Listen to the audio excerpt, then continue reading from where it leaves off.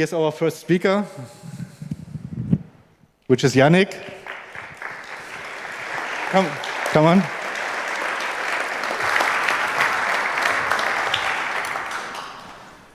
Jannik originally was planned that Björn, who founded the Juice Shop, the topic is about the Juice Shop. Do you have the slides already? Okay, thank you. Will give the talk because it's anniversary, unfortunately, which is very unfortunately. He is sick, so for 10 years ago, he founded the project and now he cannot hold the talk. But I'm very sure that Jannik will fill in perfectly. So he's a contributor for 8 years, he's a core team member, and well, thanks, Jannik, for filling in, and we're looking forward to your talk.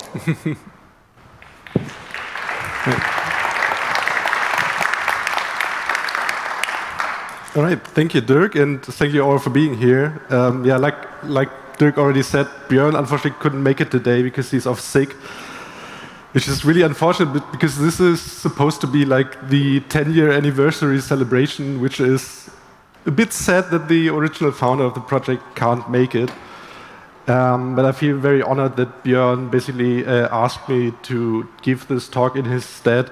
So I'm really hoping that I can live up to the potential of this presentation and can fill you in quite nicely, but we'll have to see. So this year is the 10th anniversary of Juice Shop. So it started in 2014, and this talk will walk you through the history and what changed over the years, what features were added to make it easier to use, and walk you through all of it.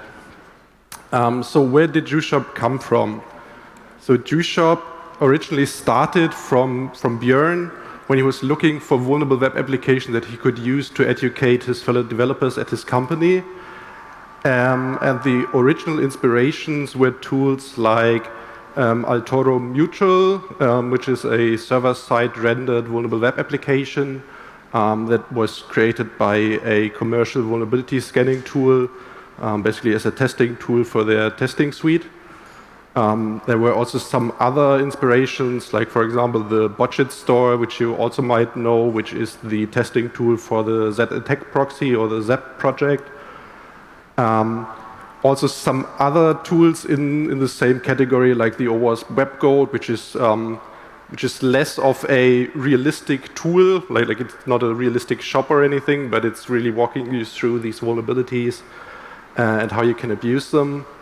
But the problem with all of these tools, at least at the time, was that all of these tools were relatively classical server-rendered applications with HTTP requests coming in and coming out, and everything is pre-rendered on the server, and the clients are just displaying it.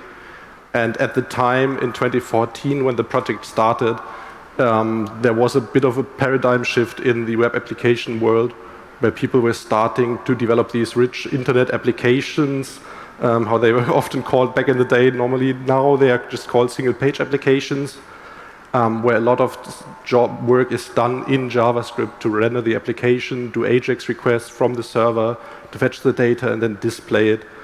And everything is rendered on the client, mostly in JavaScript, and then displaying it in the browser. So what Björn did in 2014 is he started his own project, which is the Juice Shop project, to basically achieve this goal and have a web application with a lot of vulnerabilities built in, but built completely in JavaScript, both in the front end and also in the back end, using, at the time, modern technologies like AngularJS, which was upgraded in the last 10 years a lot of times.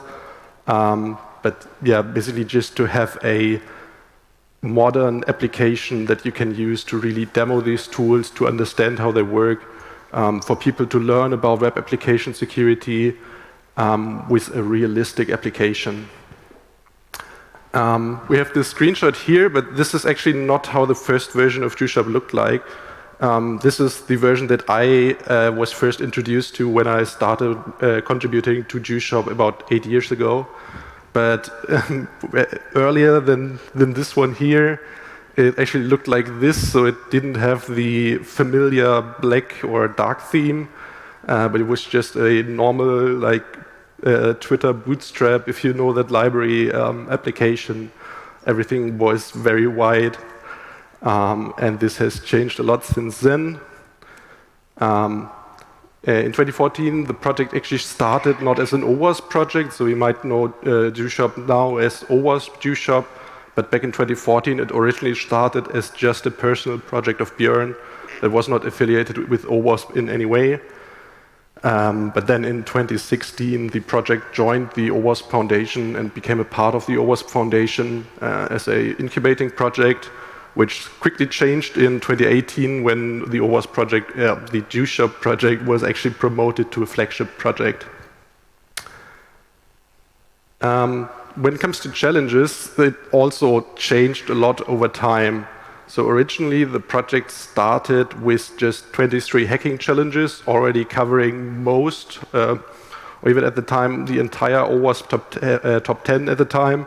This was the top 10 2013 at the time,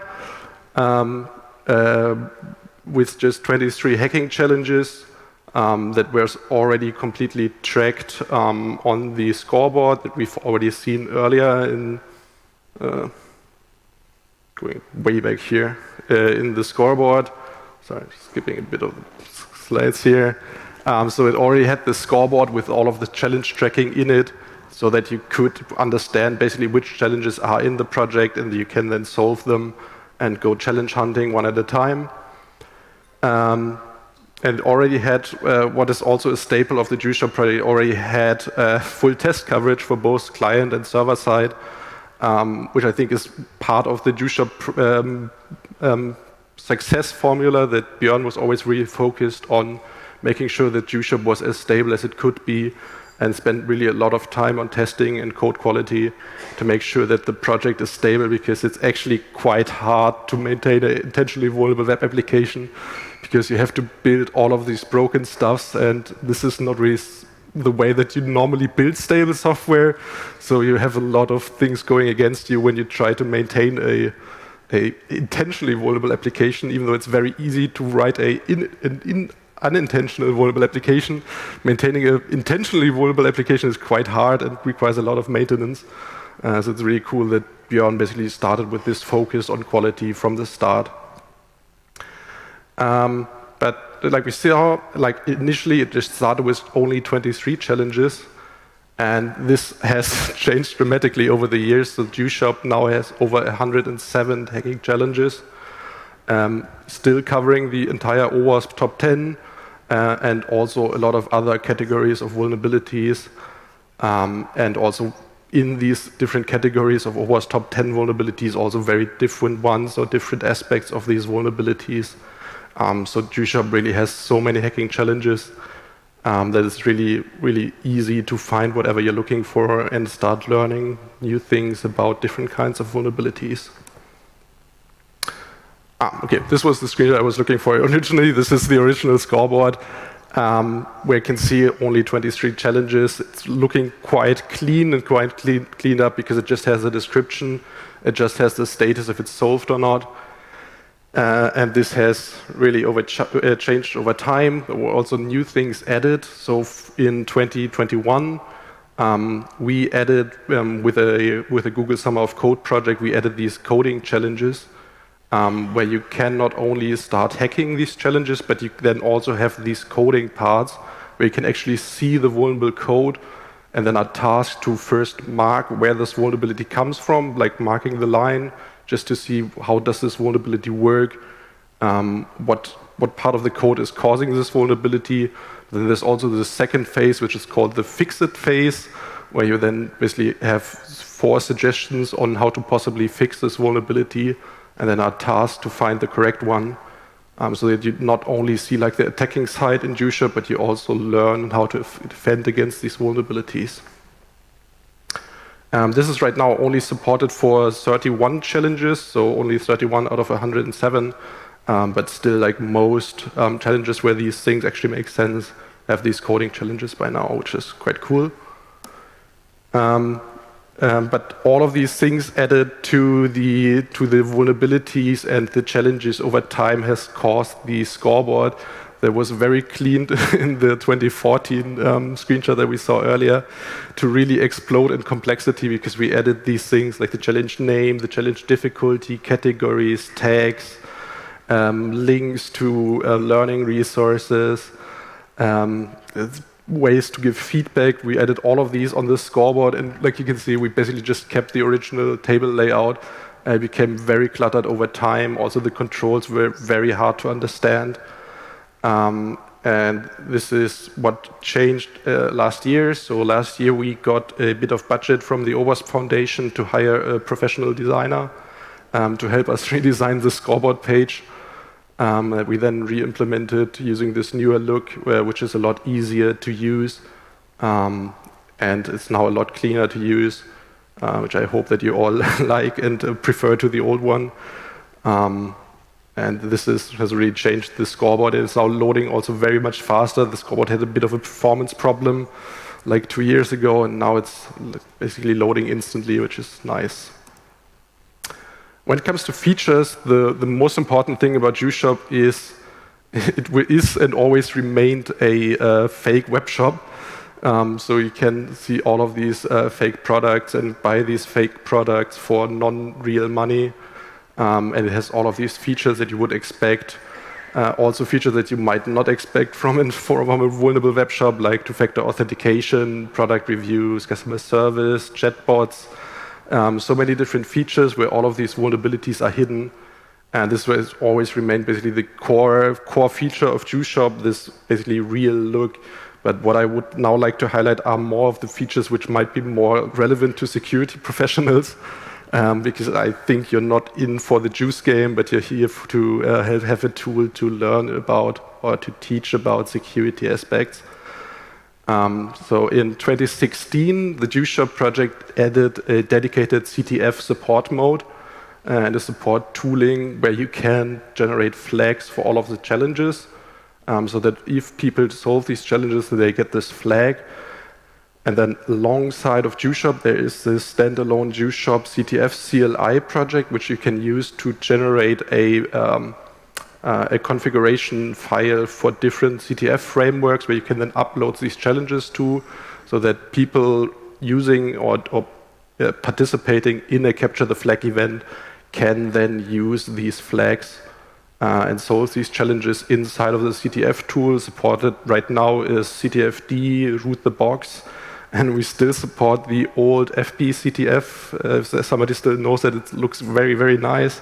Unfortunately not maintained anymore, but we still maintain the connector if somebody is still using that. What's also really, really cool, and I think is a huge part in the success of the Juice Shop project, is that Björn wrote a complete companion guide to the project, which explains all of the different challenges and helps people who are getting into the field learn about all of these things and walking them through on how they can use the challenges, how these vulnerabilities work. And that's just released by Björn as a free ebook. You can also pay for it if you want. That just goes into the project budget, but you can also just get it for free. And I think this is a really, really cool resource and has really contributed to the project success by having basically this free documentation to get people into the field. What's also available in Juice Shop, which is really nice if you're running a training or a capture the flag inside of an organization, you can completely retheme and rebrand the entire front end to look however you like it, and use custom products, custom feedbacks, custom user accounts and everything. And this can really help you if you're running a very tailored training to your organization, to have all of this custom branding inside of the application and make people who are attending these trainings feel at home, because most companies in Germany or most organizations in Germany are not Saftläden and sell other things than juices, so this really helps people connect with the Juice Shop inside of these trainings. What we also have, basically in a similar vein to the companion guide, we have a optional tooling called the hacking instructor that you can activate from the scoreboard. And this then walks you through the challenges in an interactive mode, where you get on-screen pop-ups on the correct places where you should basically start clicking next, and where you should input other things, to then walk you through on how to use these challenges in a really step-by-step way, to get newcomers going easier, and basically walk you through, for example, on how to do an SQL injection inside of the login screen. That's a really, really nice feature, especially for newcomers.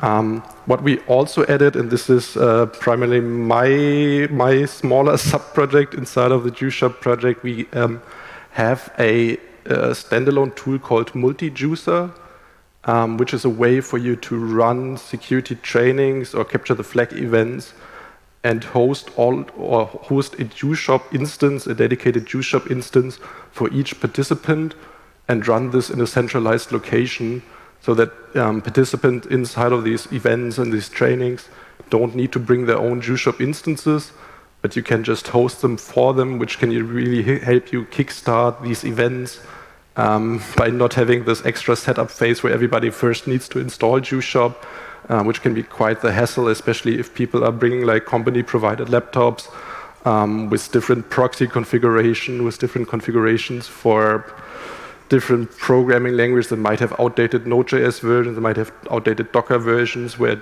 Juice Shop is then just struggling to run. And Multi-Juicer can really help you to kickstart these events by basically providing the Juice Shop instances inside of a central cluster and then basically just hosting it for them. This Multi-Juicer started as basically just an independent project in 2019 that we just open sourced from my company that I work for. But in last year, in 2013, we decided that this might make sense, or this makes sense to actually donate this project into the OWASP Foundation. And instead of making this a separate project, we just basically merged this with the Juice Shop project itself.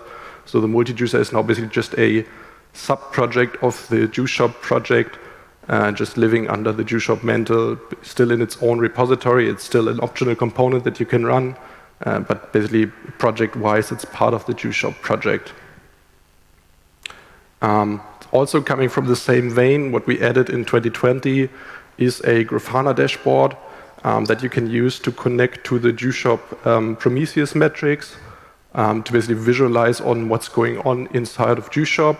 That's especially helpful if you have multiple Juice Shops running for different users to then understand what is going on inside of this individual Juice Shop instance. Also, like in the vein for users which might have multiple Juice Shop instances for different users, you can also configure the Juice Shop to send out solution webhooks, where Juice Shop is doing a HTTP request to send out these solution webhooks to then get notified if a user solved a specific challenge, and then allows you to basically do something on this action to then, for example, update a centralized scoreboard or do some other things with this information. What was also added 1 year later in 2021 is a cheat detection mode, because the problem with Juice Shop is it has these I mean, I call it a problem, but this is more of a feature. It has all of these learning resources. It has these end-to-end testing suites. It has integration tests, which solve most of these challenges. So Juice Shop is a tool where somebody who is willing to cheat can do it very, very easily.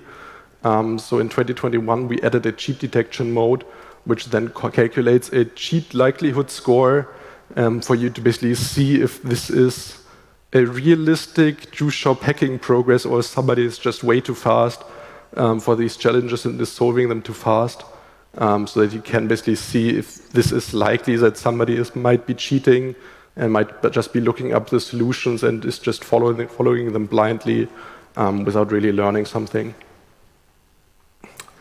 What we did this year, just to celebrate the 10-year anniversary, you can see right over there, we were looking for ways to celebrate the 10-year anniversary, and we were really lucky to meet Bram from the Netherlands last year, who helped us basically redesign the Juice Shop logo as a full Lego model, which is also really, really nice because it also has the ability to just stack 4 Raspberry Pis in there.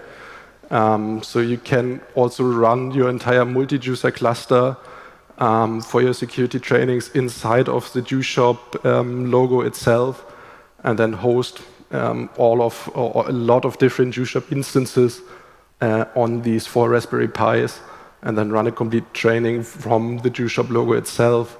Raspberry Pis, like in 2014, are very, very powerful and can easily run tens of Juice Shop instances. So like just this logo can easily run a training for 50 people. Assuming that you have the correct Wi-Fi setup, which we are still struggling with. But yeah, that's not the problem for multi-juicer, but just a tooling and product issue. What we also did in 2024, just to celebrate the 10-year anniversary, is we really released the first version of Juice Shop, so the version 1.0,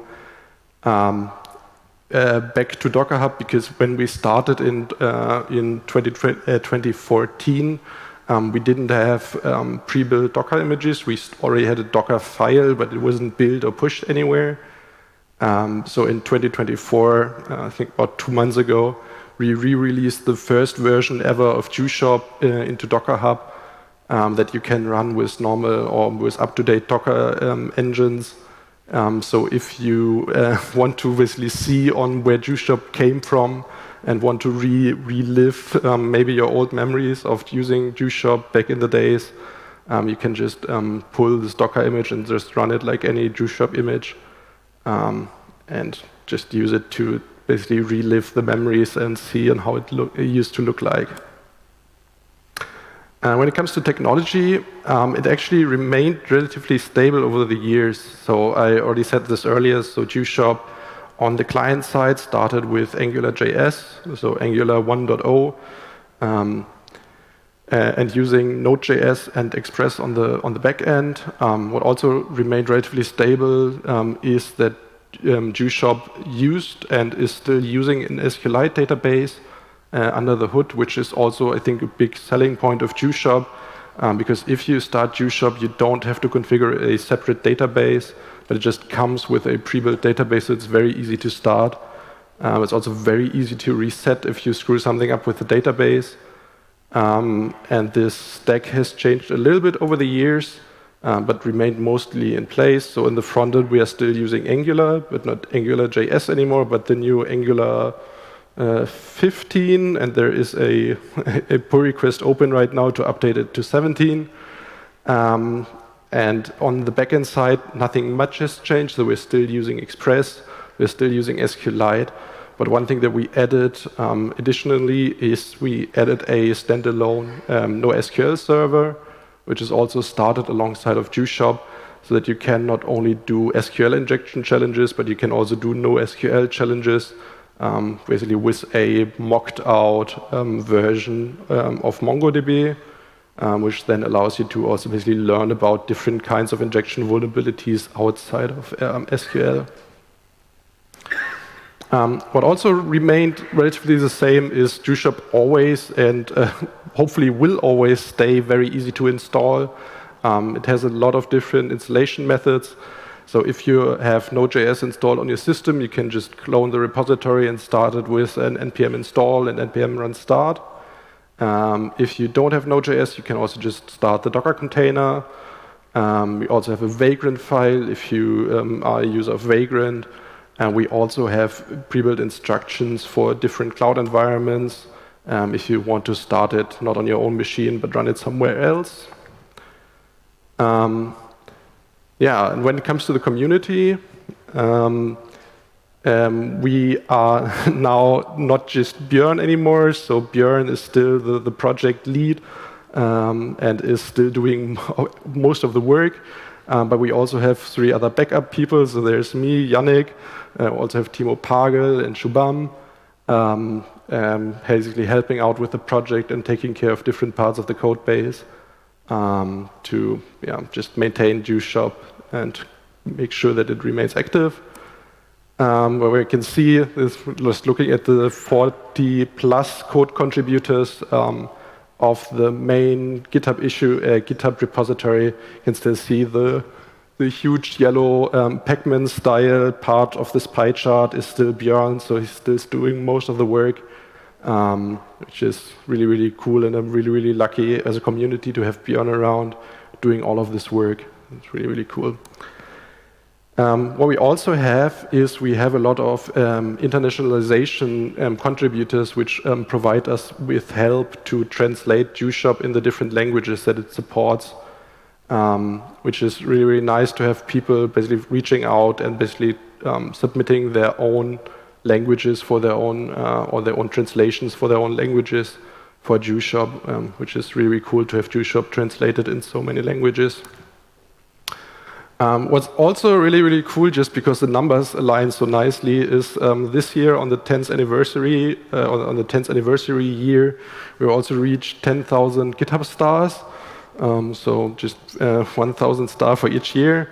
So see the graph is still pretty linear and still growing, which is really, really nice.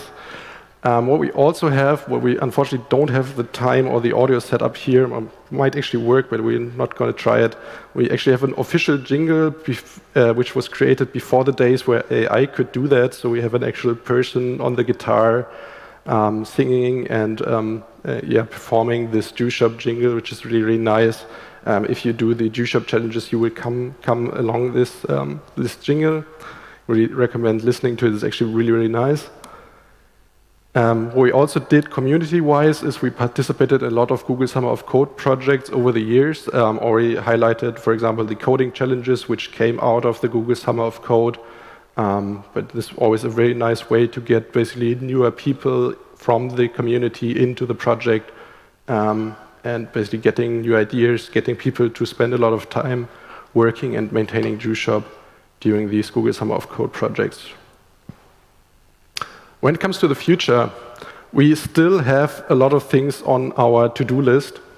First, or maybe most importantly right now, is, I already mentioned this before, we are still on the verge of a Angular 17 migration, which is really, really tricky, unfortunately, and requires a lot of work.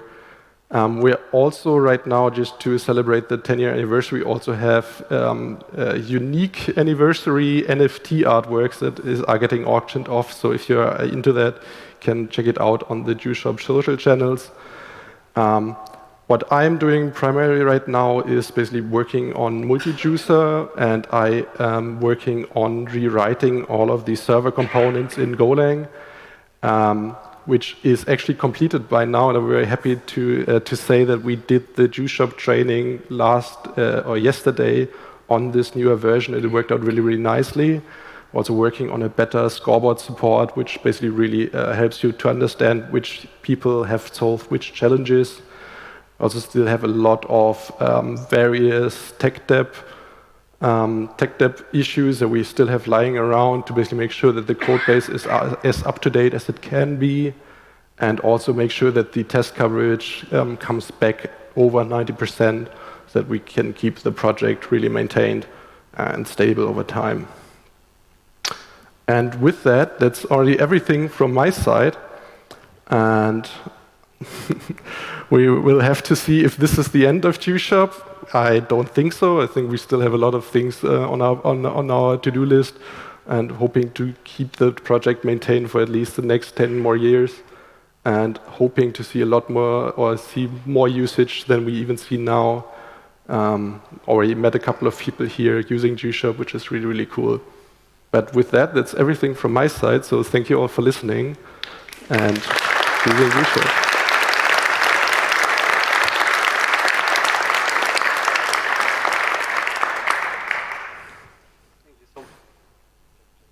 Check. Yes. Thank you so much. We do have time for 1 or 2 questions. Are there any questions?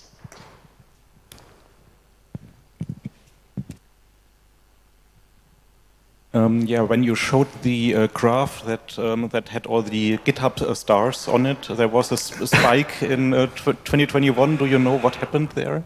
I'm not sure if this is this specific spike, but we had a phase where we were on the top page of Hacker News for the first time.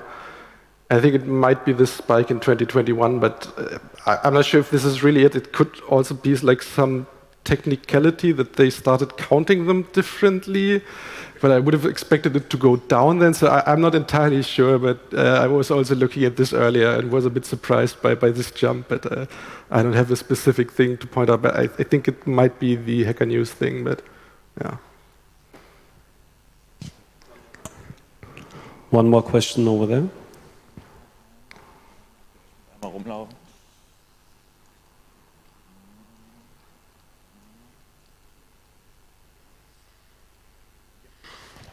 So how often do you find unintentional vulnerabilities in the project? And do you work on that?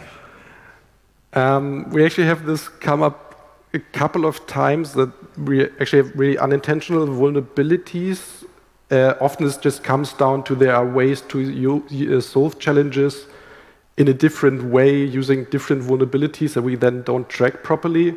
But we also had cases where we actually had unintentional vulnerabilities inside of the code base because somebody just copied some other part of the code base and didn't realize that this was to maintain a vulnerability. And then we always have a discussion of if we actually want to fix it or make this into a new challenge, because we normally just don't want to have like the same challenge twice if it's just the same thing, because it's just a little bit boring. So usually we fix it or find some other creative way to re-abuse it, but mostly these are challenges which already existed and we just copy and paste it accidentally. All right. Thank you so much, Jannik.